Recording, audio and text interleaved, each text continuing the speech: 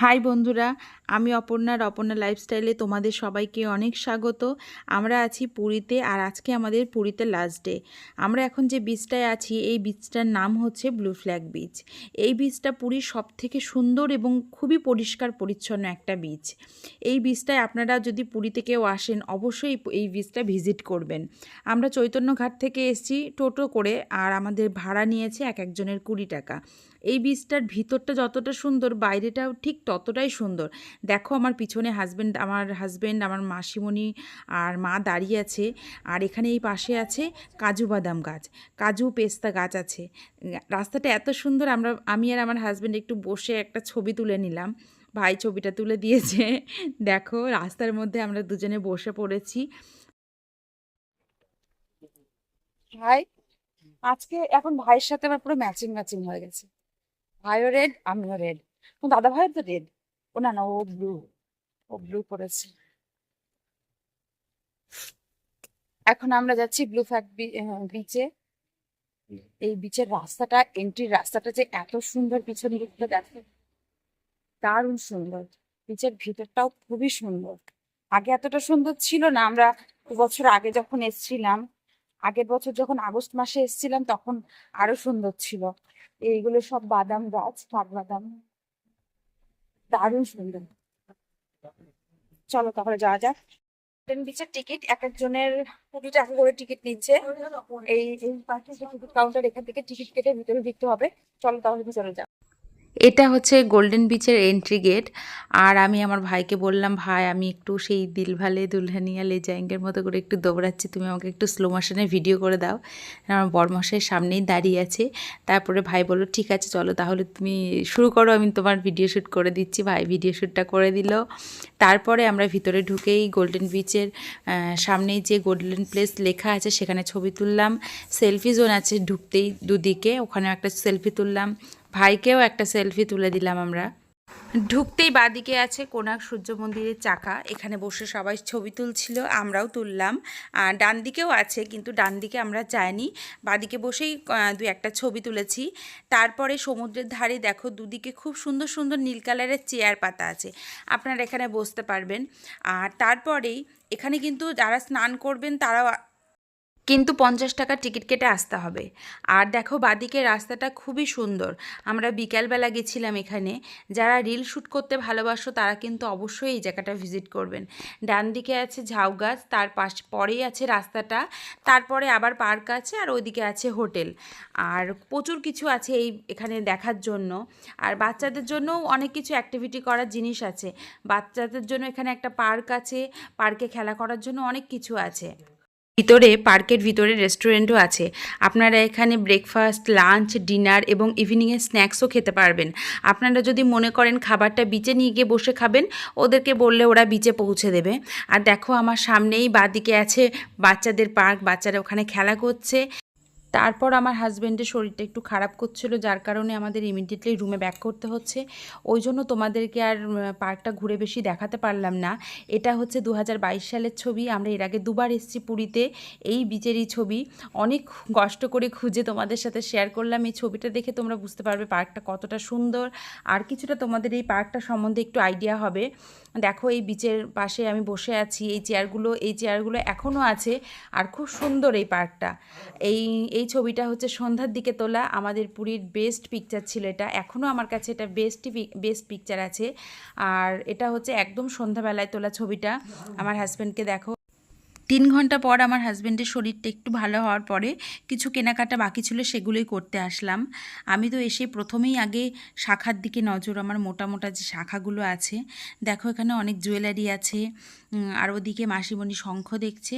আমরা আগেরবার শঙ্খ কিনেছিলাম বলে এবার আর আমরা শঙ্খ কিনিনি।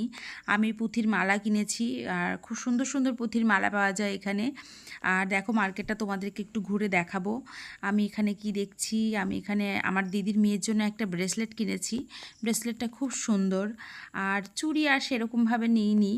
তারপরে জগন্নাথ কিনেছি, আমার বাড়ির জন্য জগন্নাথ কিনেছি, সেটা তোমাদেরকে পরে দেখাবো। এই যে ব্রেসলেটটা আমার দিদির মেয়ের জন্য কিনেছি, ব্রেসলেটটা আমার দিদির মেয়ের নাম ঐশী, খুব সুন্দর ব্রেসলেটটা। আর এই যে জগন্নাথ দেব, এখান থেকে আমি জগন্নাথ কিনেছি আমার বাড়ির জন্য, খুব সুন্দর জগন্নাথ দেবের মূর্তিগুলো। এখান থেকে জগন্নাথ কিনেছি আমি, তোমাদের সাথে সেটা পরে শেয়ার করব। তারপরে দেখো এখানে খুব সুন্দর সুন্দর জগন্নাথের মূর্তি আছে। জগন্নাথের মূর্তিগুলো আবার ড্রেসও পরানো আছে। আমি ছোট ছোট জগন্নাথও কিনেছি সবাইকে গিফট করার জন্য, আবার বড় জগন্নাথও কিনেছি। বড় যেটা কিনেছি সেটা বাড়িতে প্রতিষ্ঠা করব। আর এখানে আছে ঠাকুরের বাসন, ঠাকুরের সুন্দর সুন্দর বাসন আছে, পুরীর যে সুন্দর সুন্দর পুরী লেখা বাসন আছে। আর তারপরে বুদ্ধর মূর্তি আছে, বুদ্ধদেবের মূর্তি। আর ওদিকে দেখো আমার বর দেখছে ছোট ছোট জগন্নাথের মূর্তিগুলো, ও কিনেছে অনেকগুলো সবাইকে গিফট করবে বলে। আর আমরা অনেক কিছু কেনাকাটা করেছি, তার নেক্সট ভিডিও আসছে, তোমরা সেটা অবশ্যই দেখো। তারপরে কেনাকাটা করার পরে চলে গেলাম আমরা সুদীপার রান্নাঘরে রাতের ডিনার করার জন্য। আর এটা হচ্ছে তার মেনু কার্ড। দেখো তোমরা মেনু কার্ডটা পজ করে তোমরা মেনু কার্ডটা দেখতে পারবে। আমি আস্তে আস্তে ভিডিওটা করেছি। আর তারপরে আমরা ডিনার করার পরে চলে যাব, আমাদের লাগেজ রুমে গোছানো আছে, লাগেজ নিয়ে আমরা স্টেশনে যাব। আমাদের পুরী থেকে ট্রেন আছে জগন্নাথ এক্সপ্রেস 10টা 40-এ। সুদীপার রান্নাঘর কিন্তু বিচ থেকে খুব বেশি দূরে নয়, বিচের একদম কাছে আর একদম রাস্তার ধারে। তারপরে আমরা দেখো মেনুতে কি কি অর্ডার করলাম তোমাদের সাথে সেটাও শেয়ার করব। আমার হাজব্যান্ড মেনু কার্ডটা ভালো করে দেখছিল, তারপরে ও খাবার অর্ডার করলো। খাবার অর্ডার করেছিল, ভেজ থালি করেছিল, আর ছিল চিকেন দো পেঁয়াজা বাটার নান।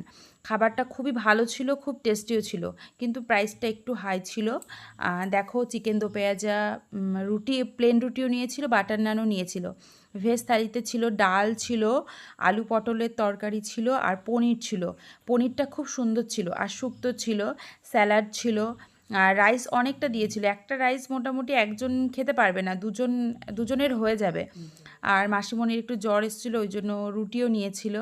আমার হাজব্যান্ড দেখো, ও তো চিকেন ছাড়া ওর তো কিছু ভালো লাগে না, ওই জন্য ও চিকেন একটু নিল, ভাইকেও একটু দিল, আমিও খেয়েছিলাম।